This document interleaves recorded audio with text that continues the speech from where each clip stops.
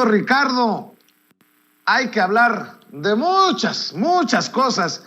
Hoy sí que hay hasta para repartir temas, declaraciones, y yo ya ando enchilado. ¿Cómo estás, Ricardo? Te saludo con mucho gusto. Muy bien, mi querido Vicente, estoy yo también bien enchilado porque pues no veo a la prensa corporativa, a los voceros de los empresarios saliendo a festejar esta compra que ha hecho el empresario Elon Musk, que tanto estaban pidiendo, que tanto estaban jodiendo. Los veíamos un día sí y otro también exigiendo que este personaje que parecía ser su ídolo comprara esa red social, y ya lo hizo, ya ha dado una bonita cantidad de dinero para hacerse de esta red social que es muy influyente en términos políticos. Pero primero lo primero, público memorioso, ¿quién es este personaje? ¿Quién es Elon Musk? Este sujeto, este hombre de 50 años que nació allá en tierras de John Maxwell Coetzee. Bueno, no lo conocen los corporativistas porque no leen Premio Nobel de Literatura. Este sujeto nació en Sudáfrica y es conocido como el fundador y consejero delegado de la poderosa compañía Tesla, una empresa de automóviles eléctricos estadounidense, y de la empresa también SpaceX, una compañía aeroespacial con la cual ha abierto la puerta a los viajes comerciales al espacio, y con la cual este sujeto ha logrado contratos exclusivos con la influyente agencia espacial estadounidense NASA. Musk también es presentado por la revista que tanto le gusta a Aguilar Camín, que tanto le gusta a Enrique Krause, Forbes, como el hombre que ha revolucionado en transporte, tanto en la tierra con Tesla, como en el espacio mediante el fabricante de cohetes SpaceX. Ahora, este empresario que posee, además de la nacionalidad sudafricana, la canadiense y la estadounidense, es considerado por algunos empresarios que tienen la boca abierta, pues como un visionario, pero al mismo tiempo es un personaje terrorífico, un personaje polémico, especialmente conocido por su hiperactividad en las redes sociales, especialmente en Twitter, donde le gusta opinar de múltiples temas, más allá incluso de lo llamado políticamente correcto. Con un movimiento de su dedo, el mercado de valores se dispara o desmaya. Un ejército de devotos está pendiente de cada una de sus palabras. Recuerdo que escribía la revista Times apenas en diciembre del año pasado. Ahora, Musk no se lleva nada con el presidente de Estados Unidos. Incluso ha llamado a Biden húmeda marioneta de calcetín con forma humana, lo cual yo comparto. En ese sentido, no me cae nada bien este personaje. Y bueno, Musk no tolera a Biden, pero más allá de estas animadversiones, ¿cuál es el interés real que el empresario sudafricano tiene al comprar Twitter? Es obvio, es evidente, para nadie es un secreto que las redes sociales han evolucionado al punto de tener una enorme influencia en la actividad social, económica, cultural y política en todo el planeta, todito el planeta. Quizá algunos pudieran decir, Sevilla, exageras con esta afirmación, pero si nos detenemos unos minutos a mirar el comportamiento de las personas en esta red social, en Twitter, podremos constatar que esto es un hecho incuestionable. Debido a la naturaleza de Twitter, las personas ahí solemos ser muy espontáneas, solemos al calor del momento y muchas veces sin reflexionar, plasmar lo que creemos, lo que pensamos, lo que recelamos. Y eso es información suculenta para empresarios y políticos. Recordemos la máxima de que la información es poder, y es cierto que desde hace mucho tiempo han existido escritores, locutores, informadores, conductores de programas que emiten opiniones y son escuchados o vistos por sus oyentes, pero con las redes sociales esas posibilidades, público memorioso, se han ampliado y ahora cualquier persona, incluso cualquier desocupado hijo de vecina, puede expresar su opinión y ser escuchado. Ningún otro medio había conseguido elevarse a semejante escala, hay que decirlo. En las redes sociales y particularmente en Twitter hemos podido observar cómo las grandes masas suelen manifestarse a través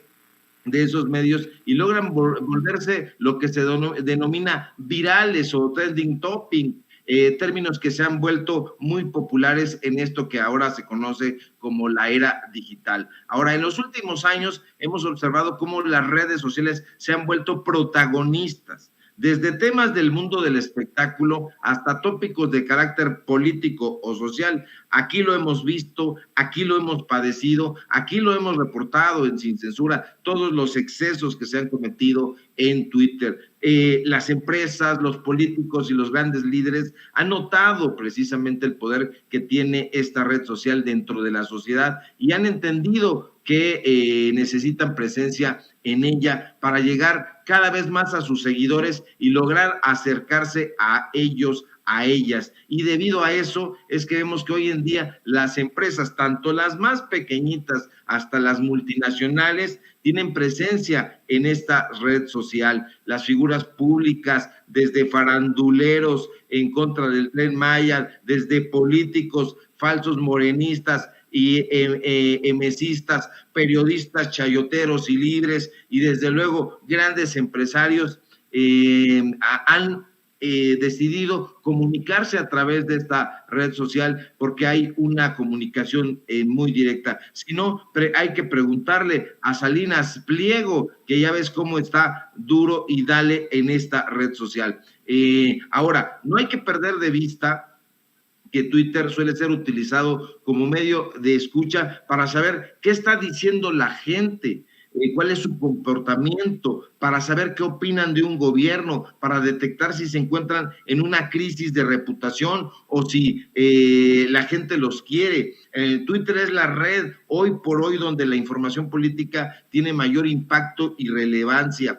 Twitter es la red social en donde más peso tiene esta información. De hecho, hasta el año pasado, el 68% de la gente que estaba interesada en temas políticos solía informarse a través de Twitter al menos una vez por semana, y ahí le daba seguimiento a los temas de elecciones, a los temas políticos. Y bueno, ahí Twitter es el mejor lugar para que los empresarios se enteren de lo que está sucediendo, de lo que está ocurriendo, para que se le dé el seguimiento a una noticia que diga cualquier político en tiempo real y ver todos los ángulos de un acontecimiento. Esto yo creo que es una de las cosas más relevantes, acceder a la información en tiempo real y directamente de boca o de sus protagonistas. Bueno, no todos, porque hay que recordar que Enrique Krause y otros tantos no saben escribir ni un tuit y para eso tienen ahí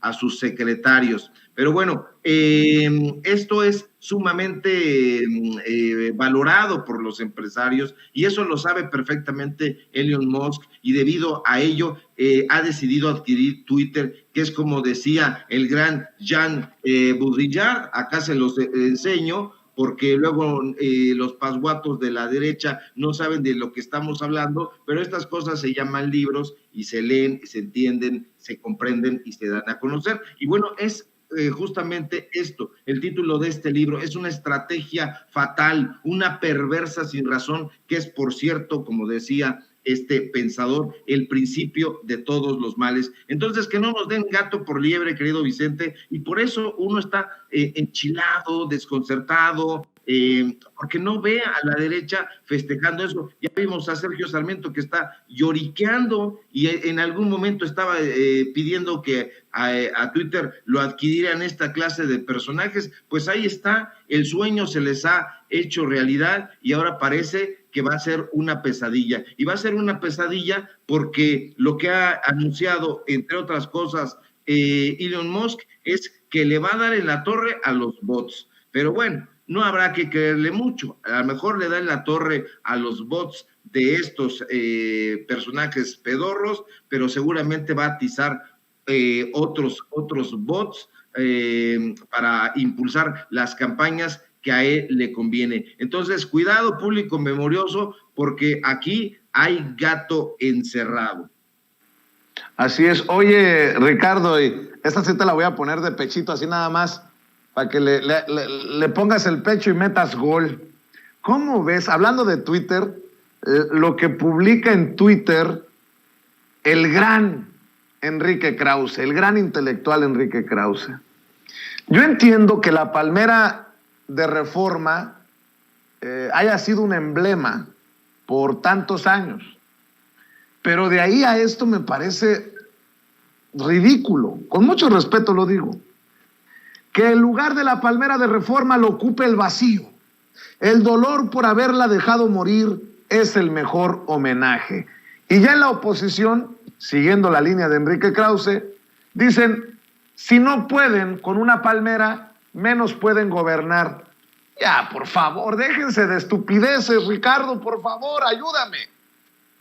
Pues yo quisiera ayudarte, querido Vicente, pero no es posible. Estos personajes van en picada, y lo decíamos la semana pasada, qué vergüenza que un sujeto que le servía el cafecito, que iba por las películas al blockbuster, ya desaparecido, por cierto, de Octavio Paz, y que se sentaba a la mesa de los intelectuales serios, formales, y participaba en esas discusiones, por lo menos para servirles el cafecito y hacerle los mandados, pues ahora esté compartiendo este tipo de babosadas.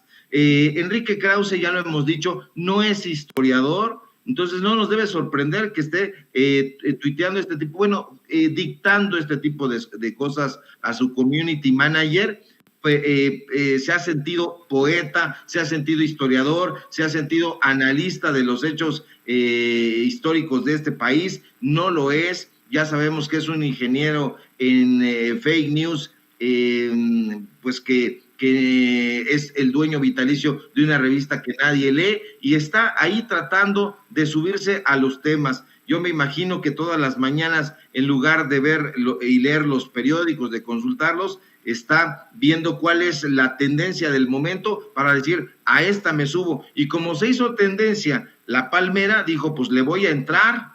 Entonces, eso da pena, es vergonzante, pero nos pone en la perspectiva de quién es Enrique Krause Kleinbord, y bueno, está siguiendo los pasos de su mamá, de Helen Krause, que tiene plasmadas sus manos ahí en la Plaza de las Estrellas, y que aspiraba a ser una estrella de la farándula. Enrique Krause tiene esos mismos intereses, ser una estrella más del Canal de las Estrellas. Lo ha conseguido desde épocas de Octavio Paz, le invitaban ahí, lo continúan haciendo, y desde ahí da sus opiniones a modo, no hay contraste, no nos invitan ni a ti ni a mí para que nos sentemos ahí y le demos una buena paliza. Lo sientan con Leo Zuckerman, lo sientan con Amparo Casar, lo sientan con Aguilar Camín, con sus puros cuates. Entonces ahí pueden estar hablando de palmeras, hacer poesía chabacana y ramplona, porque son poetastros lamentables.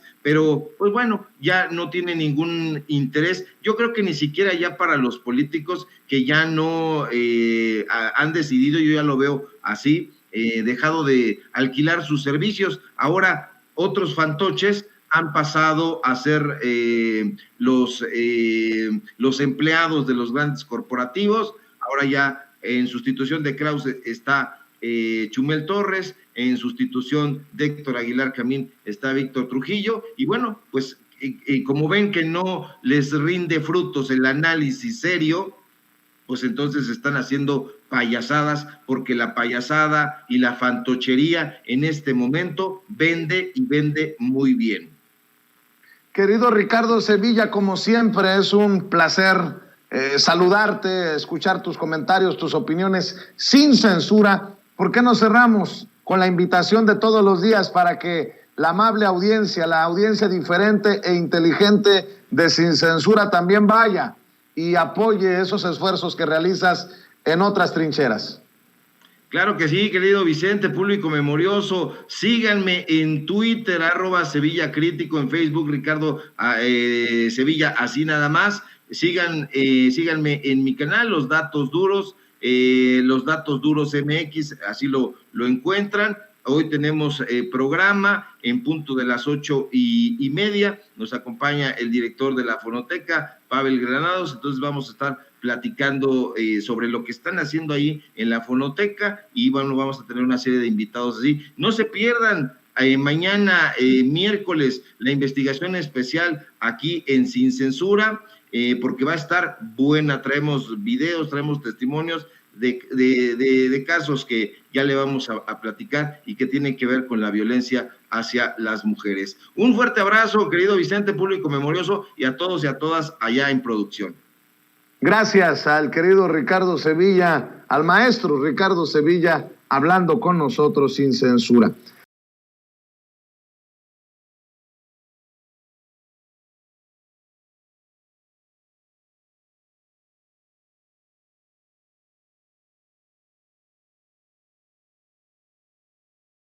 Sin censura, para hablar de temas que son también relevantes, porque por ahí un juez que es claramente anti-AMLO sigue tomando decisiones que son contrarias, creo yo, al interés del mexicano de a pie.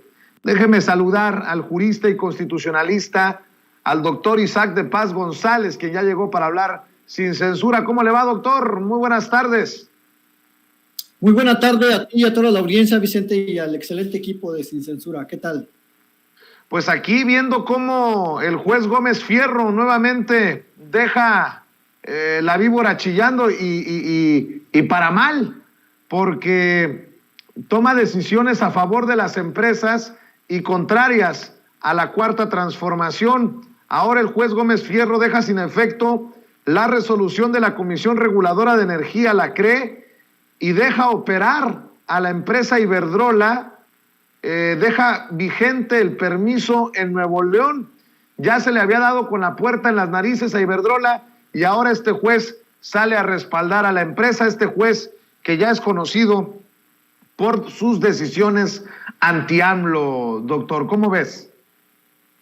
Mira, Vicente, más que anti 4T, más que anti-AMLO, el juez Gómez Fierro está actuando en contra de la propia Constitución, de la propia ley de amparo y de los principios que rigen el juicio de amparo. Este juicio, Vicente, que es el 29 de este año, tramitado en su juzgado, tiene por objeto que Iberdrola prolongue un permiso que se le venció. Eso es algo muy importante. Iberdrola obtuvo un permiso en el 2002 y ya venció el plazo. Arteramente, mañosamente, de forma ventajosa, promueven un amparo que se les extienda el permiso.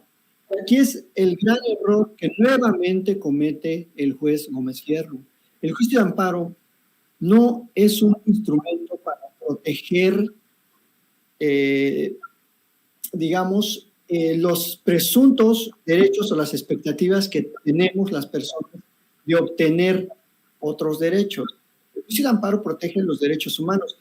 Esta compañía no tiene ningún derecho humano a ser protegido en este procedimiento.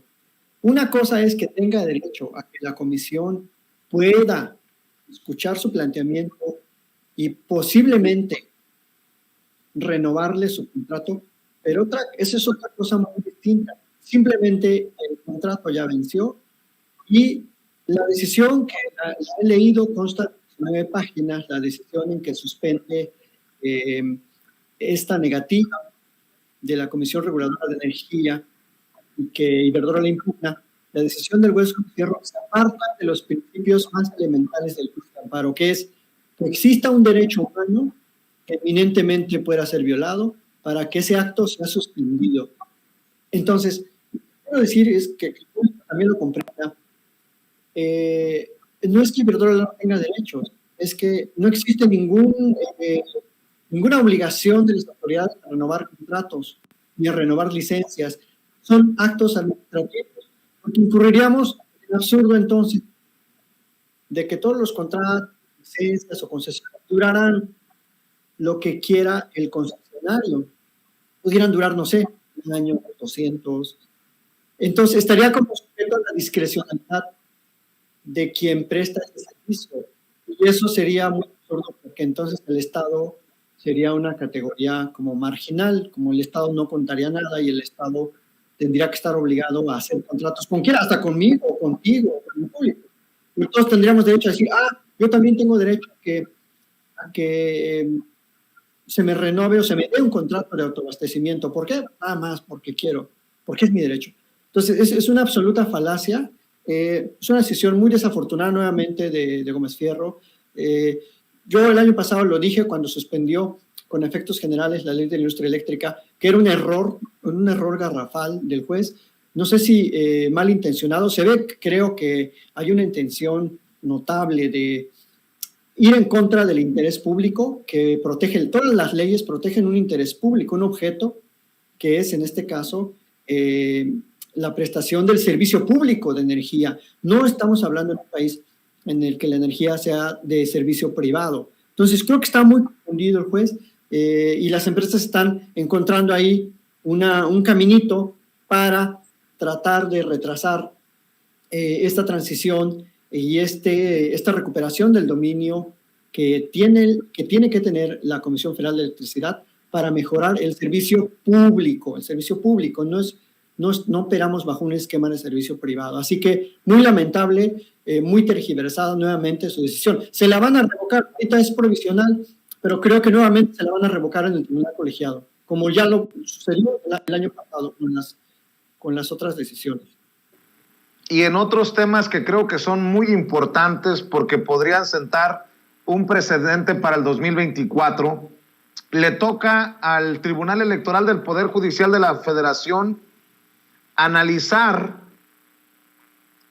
incluso hasta sancionar de ser necesario, los números y la calidad de la consulta de revocación de mandato del pasado 10 de abril. Todo parece indicar que podrían desechar la queja del PT, del Partido del Trabajo, y establecer que como autoridad del INE no se excedió. El problema es que también podrían sancionar por violaciones a las leyes por parte del oficialismo. Por eso te pregunto, ¿qué está en juego? ¿Esto podría sentar un precedente para el 2024? Bueno, puede ser, Vicente, pero la verdad es que al no haberse alcanzado el porcentaje, algunas cuestiones no tendrían ya necesidad de discusión.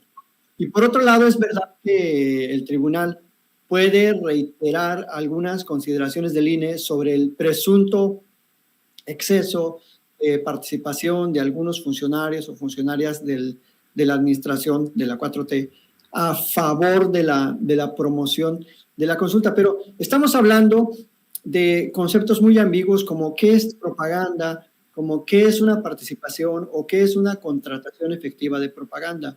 Y creo que ahí el INE se ha excedido muchísimo porque la Constitución no prohíbe la difusión, prohíbe la contratación directa de propaganda a favor o en contra del sentido de la revocación. Así que sí va a ser una decisión muy importante, habría que ver cómo se discute en el Pleno del Tribunal Electoral, pero creo que los principios constitucionales sobre la participación de la sociedad en este procedimiento deben de imperar, es decir, debe de darse viabilidad a la máxima posibilidad de participación de la sociedad y creo que en ese aspecto hubo una buena respuesta de parte de la sociedad y una muy mala gestión del INE en cuanto al órgano que estaba encargado de encauzar esa participación. Así que yo creo que va a ser una decisión que no trascenderá tanto como lo esperan quizás los opositores y esperemos que prevalezca el análisis de los principios de máxima participación que están ya en la Constitución, Vicente. Querido doctor Isaac de Paz, tú eres académico, tú tienes alumnos, solo por no dejar, ¿qué piensas de la exhibidota del papelón de Denise Dresser con el Trump se la metió doblada a Andrés Manuel López Obrador? Yo no entiendo a Denise Dresser cómo es que deja que su veneno la controle, porque ¿qué explicación le tendría que dar a sus alumnos, no? Te lo pregunto a ti porque eres académico también, profe. Vicente, fíjate que es muy lamentable que la señora Dresser contribuya a estas descalificaciones tan vulgares en el ámbito público, siendo ella quien presume ser, ¿no?, una académica de prestigio que va a las universidades del extranjero a dictar conferencias. Creo que sí, como miembros de la academia, estamos obligados a seguir ciertos parámetros de conducta pública y tratar de permanecer en ese ámbito de la ética y en cómo nos dirigimos hacia los demás. Podemos ser críticos, quizás hasta sarcásticos, burlones, pero caer así en ese tipo de retweets que solo reflejan, como tú dices, un encono, creo que no contribuye ni a la academia, o sea, como que nos perjudica en el sentido de va a pensar la gente que todos somos así. Pero creo que la señora Dresser hace mucho que yo no le conozco una publicación seria en alguna revista científica de vanguardia, de esas en las que se publica pues muy difícilmente. Y se vuelven luego muchos académicos, y esto lo dijo, cito al ministro Saldívar, como académicos, muchos tuiteros son muy buenos, ¿no? O viceversa, como tuiteros son muy buenos académicos, pero ya como académicos son muy mediocres. Entonces, y eso cierro la cita, lo dijo el señor ministro la semana pasada, creo que lo rebasa ese intento de crear mentiras, de crear un ambiente de crispación, cuando la academia deberíamos contribuir a un debate serio, un debate informado, objetivo, con fundamentos, y pues no caer en eso, porque pues si no, pues nos volvemos como una caricatura. Yo creo que un sector que se ha vuelto de esa manera. Así que pues gracias por la pregunta, y bueno, yo espero que la señora Dresser recapacite y vuelva al sendo camino de la ciencia política, del que se alejó hace ya, creo que un buen rato. Doctor Isaac de Paz González, ¿por qué no compartes con la audiencia de Sin Censura cómo te siguen, en dónde te siguen, en dónde te apoyamos, doctor? En mis redes sociales, en @Isaac de Paz, en Twitter, y en mi canal de YouTube. Y pues muchísimas gracias, Vicente, y saludos a todo el público de Sin Censura, de todo el mundo, porque es un público súper global, y bueno, al público también de Baja California, de México, del Estado de México, mis paisanazos, y pues un saludo a toda la casa. Buena tarde. Me da mucho gusto saludarte, doctor. Te mando un abrazo en donde te encuentres, el doctor Isaac de Paz González, hablando con nosotros Sin Censura esta tarde. Voy a la pausa antes de que se quemen los frijoles, y también voy a cerrar con el buen Toño Ruiz, que desde temprano anda a 1000 por hora.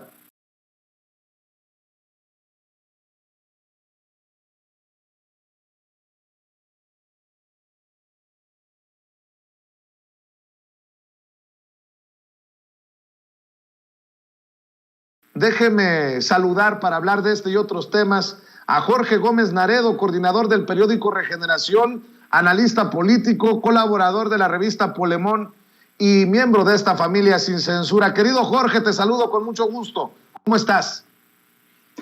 Hola, querido Vicente, ¿cómo estás tú y cómo está todo tu auditorio? Encantado de estar aquí contigo, muy contento. Oye, mi querido Jorge, pues se queja de la democracia que creía que había en México Denise Dresser, cuando ellos son los que le dicen que se la metió doblada Trump, que ellos son los que lo llaman pendejo, petulante, mesías tropical, ellos son los que lo llaman aldeano macuspano, ellos son los que dejan correr lo del cacas en redes sociales, ellos son, mi querido Jorge Gómez Naredo, pero ellos también son los cobardes. Ellos también son los que se tiran al piso cuando son exhibidos y se dicen víctima de este cuasi dictador llamado Andrés Manuel López Obrador. Nótese mi sarcasmo. Sí, querido Vicente, en realidad lo que al nivel que llegó Denise Dresser, porque Denise Dresser pues es colocada como una de las grandes analistas, de las grandes intelectuales de la oposición. Aparece en varios medios de comunicación, se le publican sus libros, se le da trato de académica, se le da trato de especialista, de analista, de que sabe de todos los temas y especialmente las cuestiones internacionales.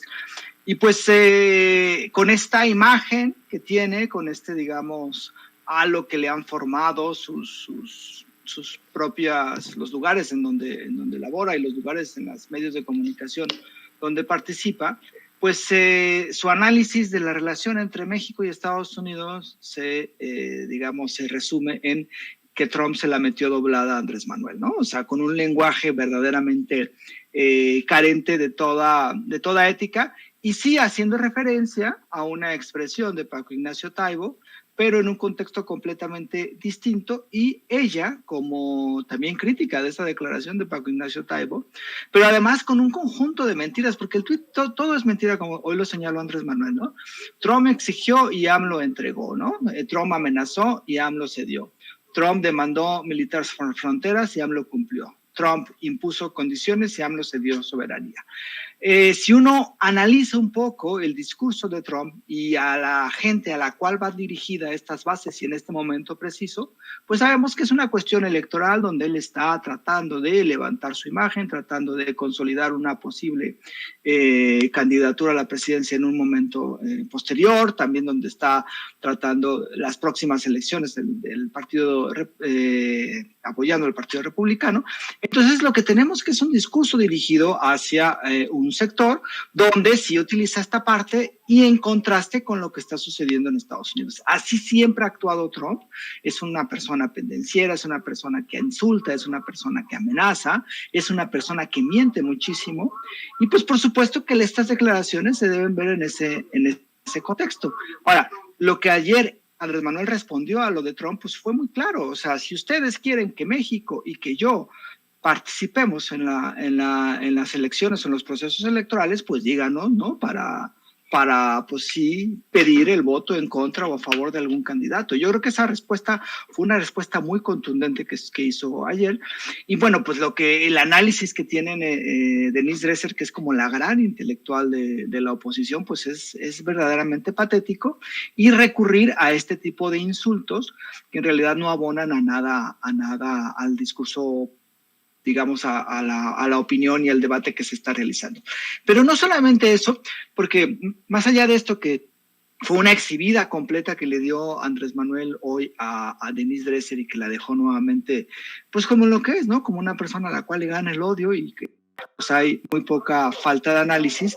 Es también el artículo, me parece que es muy preocupante, el artículo que ella ayer publica en el diario Reforma. Ella escribe todos los lunes en ese periódico y se pone como yo traidora.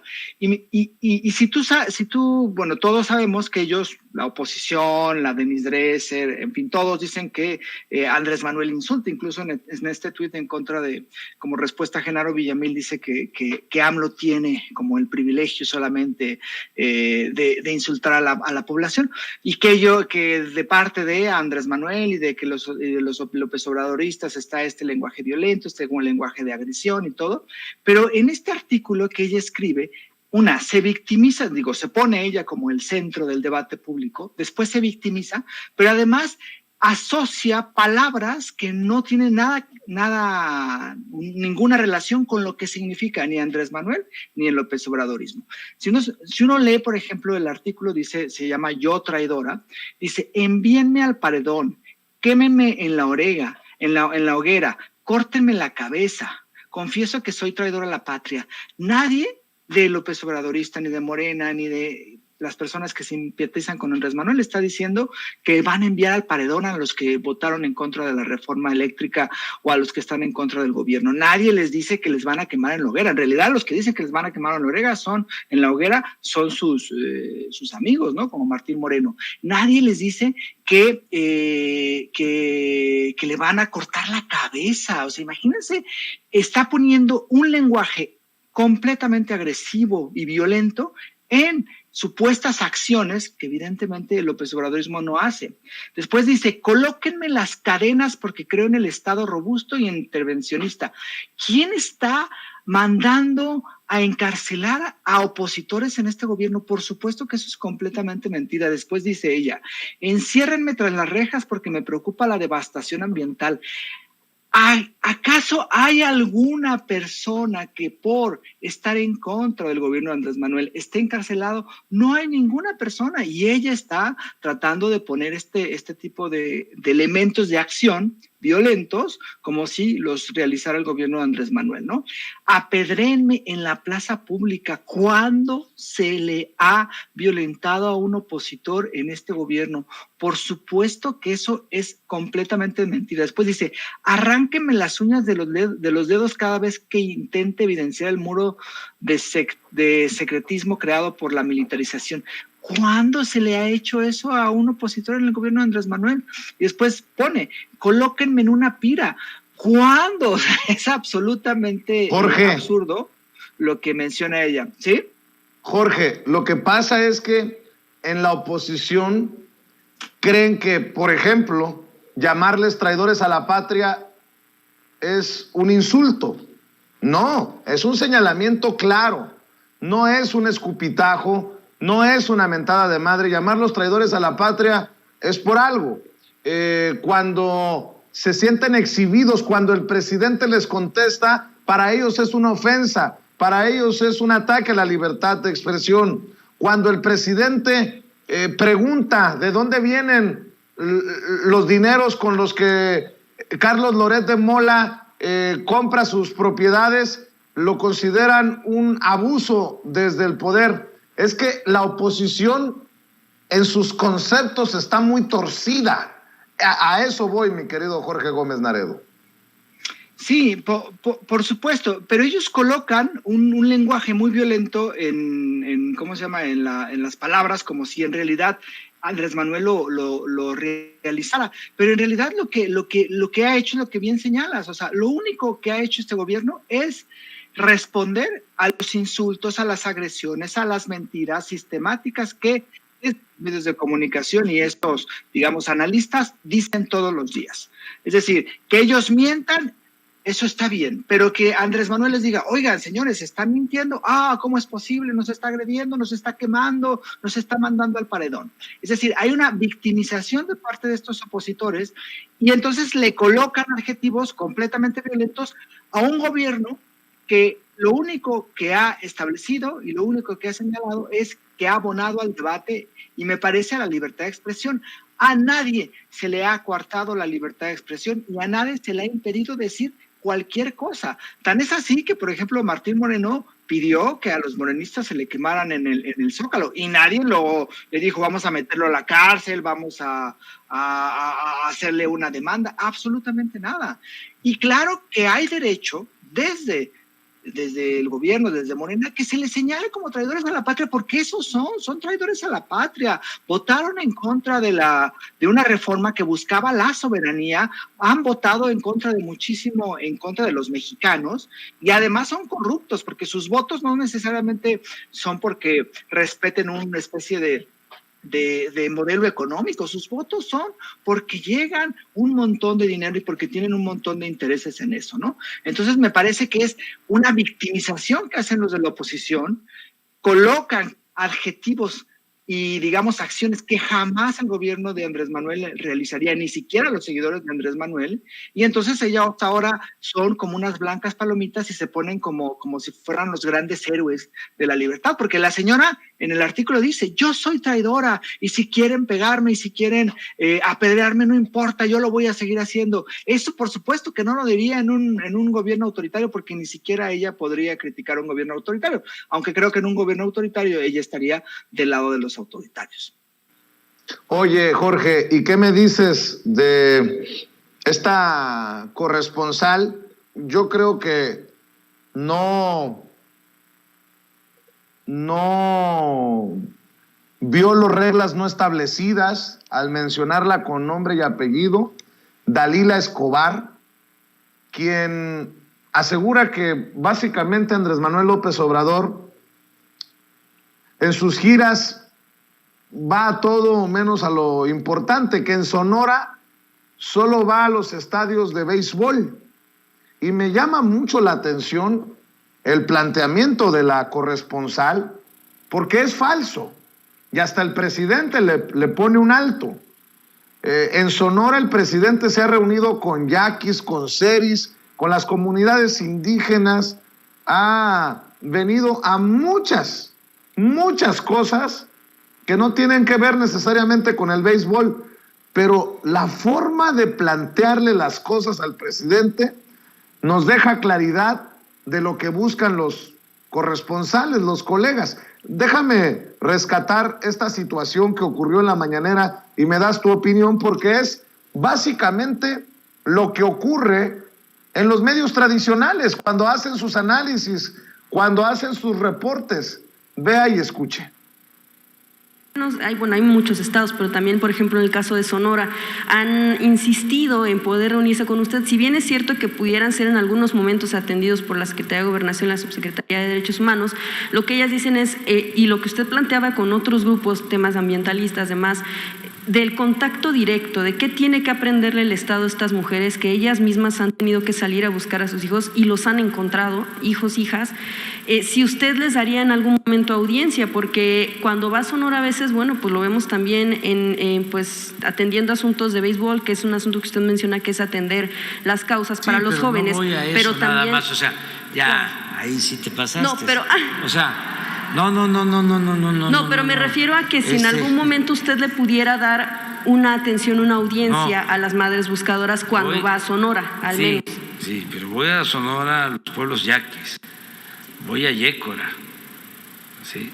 Voy a ver a los guarijíos, ¿sí? Voy a ver a los seris, voy a Cananea, o sea, porque no se puede simplificar, ¿no?, a ese extremo que lo estás haciendo, que voy a Sonora al béisbol. No, en algún momento cuando usted fue, claro que fue a los pueblos originarios, pero ellas lo que decían es, si en algún tiempo que pudiera usted dedicar tal vez a este tema de los estadios, que pudiera hacer con ellas. Cada vez que puedo, y tengo comunicación con la gente, con todo el pueblo. Pero no las atendería directamente. Sí, se atiende y los están atendiendo como nunca. Nunca se había atendido tanto a quienes sufren por la desaparición de sus seres queridos.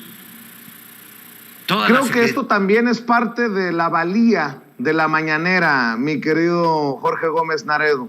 Todos tenemos, como periodistas, pues la posibilidad de plantearlo como te plazca, lo que vayas a preguntarle o lo que le vayas a decir al presidente. Pero ahí está el presidente también para responder, para refutar, y creo que aquí está claro, por ejemplo, el planteamiento de la periodista y el presidente diciéndole, ahí ya te pasaste, espérate que salgan muchos a decir en Twitter y hacer un Spaces, todos somos Dalila, no lo dudaría ni tantito, mi querido Jorge Gómez Naredo. Sí, no, es que me parece que la simplificación, como bien lo señala el presidente, es verdaderamente aberrante, porque prácticamente le dice, pues usted nomás va a inaugurar estadios de béisbol y no se reúne con la gente. Si nosotros hacemos un comparativo con todos los anteriores expresidentes que ha habido en el país, bueno, quizá Lázaro Cárdenas no, pero con todos los demás, nunca un mandatario ha recorrido tanto el territorio, nunca ha ido, o sea, él va a los pueblos, él ha ido con las comunidades indígenas, cuando hay un problema, va a las propias, pues ahí donde está la gente, o sea, y no va con un montón del ejército y llega en un helicóptero y se va en un helicóptero, es decir, ha hecho un trabajo que no es un trabajo que haga solamente, que haya comenzado con la presidencia de la República, es un trabajo que viene realizando desde hace muchísimos años. Él, en realidad, Andrés Manuel, es la persona que más conoce al país, sin duda. Cada uno de sus pueblos tiene una memoria impresionante para los pueblos, para las comunidades, para las personas incluso que habitan en esos lugares, y es como una agresión en realidad que Dalila haya simplificado diciendo, pues es que usted nada más va a inaugurar estadios de béisbol y no va a atender a las personas, cuando también en este gobierno se han abierto las puertas a muchísimos grupos que antes estaban completamente cerrados. O sea, ahora, por ejemplo, si hay un planteamiento, y muchísimos reporteros lo han hecho, o sea, hay una persona que necesita esto, un grupo que necesita esto, pues entonces se atiende y entonces se manda también a los secretarios o a una persona especializada en eso. Es una agresión lo que hace Dalila, pero también queda de cierta forma exhibida, porque esta simplificación es verdaderamente aberrante y no se le puede recriminar que no salga de Palacio Nacional o que no salga de su oficina para atender a la población. Si no hubiera sido por la pandemia, ya hubiéramos tenido no sé cuántos recorridos por todo el país. Fue a los hospitales que jamás visitaron antes de la pandemia. Cada fin de semana visitaba 3 o 4 hospitales para ir con las enfermeras, para ir con los médicos, y en las comunidades, hospitales pequeñitos, y decir, bueno, ¿qué es lo que falta? Y después lo mismo ha hecho en muchísimos otros lugares. Entonces, que ahora salga que nada más va a inaugurar grandes obras, me parece una completa agresión. No solamente al presidente, sino a la inteligencia. Y creo que eso es algo muy importante, como lo señalas, de las conferencias de prensa. El reportero está siendo observado por la gente, por el pueblo, y por supuesto que la gente se da cuenta de eso y tiene el derecho a esa gente de exigirle, como le ha exigido hoy a esta reportera, pues que no simplifique y que no mienta de esa forma, ¿no? Incluso, pues Andrés Manuel también lo señaló. Generalmente él siempre deja hablar, sea lo que sea, pero creo que esto sí fue verdaderamente muy agresivo para toda la labor y para todo lo que significa, digamos, este modelo, esta forma de hacer política que podríamos llamar el López Obradorismo, de ir pues en la tierra, ensuciarse los zapatos y quemarse con el sol en el territorio, y no solamente llegar a lugares donde hay aire acondicionado y donde no hay gente y decir que se inauguraron grandes obras. Entonces sí me parece que ahora sí, como bien lo dice Andrés Manuel, se pasó, y que bueno, es una constante también del trabajo que hace esta reportera, pero pues que hoy sí me parece que fue demasiado y cruzó un límite, pues no solamente a la inteligencia o a un límite con el presidente, sino con todos los que observan la mañanera. Sí es, mi querido Jorge Gómez Naredo, ¿por qué no cerramos invitando a la gente para que te apoye en tus diferentes trincheras independientes, en tus diferentes esfuerzos? Pues estamos ahorita realizando el próximo número de Regeneración. Yo creo que en una semana y media ya lo vamos a tener ya bien montado, ya incluso ya para impresión. Y bueno, colaboro en el portal Polemón, polemón.mx es la página, y en redes sociales está como Revista Polemón, tanto en Facebook como en Twitter. Y yo estoy en Twitter como JG Naredo, y pues también estoy en Facebook como Jorge Gómez Naredo. Así es, pues te agradezco mucho, Jorge, como siempre, que estés aquí en Sin Censura. Te mando un abrazo, échale muchas ganas. Igualmente, muchísimas gracias, querido Vicente, a ti, al auditorio y a todos quienes hacen posible Sin Censura. Claro que sí, un abrazo. Amigos, amigas, regresamos en breve, pero mientras seguimos hablando sin pelos en la lengua, sin censura, usted puede suscribirse a nuestros 3 principales canales en YouTube. Sin Censura Media, en donde tenemos más de 1,600,000 suscriptores, Sin Censura TV, en donde tenemos más de 1 millón de suscriptores, y en Sin Censura Presenta, en donde queremos llegar muy pronto a los 100,000 suscriptores. Si usted ya está inscrito en Sin Censura Media, suscríbase en Sin Censura TV. Si ya está suscrito en Sin Censura TV y Sin Censura Media, suscríbase a Sin Censura Presenta. Recuerde que es gratis, no tiene que sacar un solo centavo de su bolsillo para apoyarnos. Dele clic en la campanita para que los señores y señoras de YouTube envíen las notificaciones cuando estemos transmitiendo en vivo y en directo o estemos subiendo videos. También nos puede seguir en Twitter en @Vicente Serrano y hasta en Instagram. Ojo, también estamos en Instagram. Son nuestras redes sociales y con el apoyo de ustedes seguimos creciendo, porque con ustedes todo, sin ustedes nada.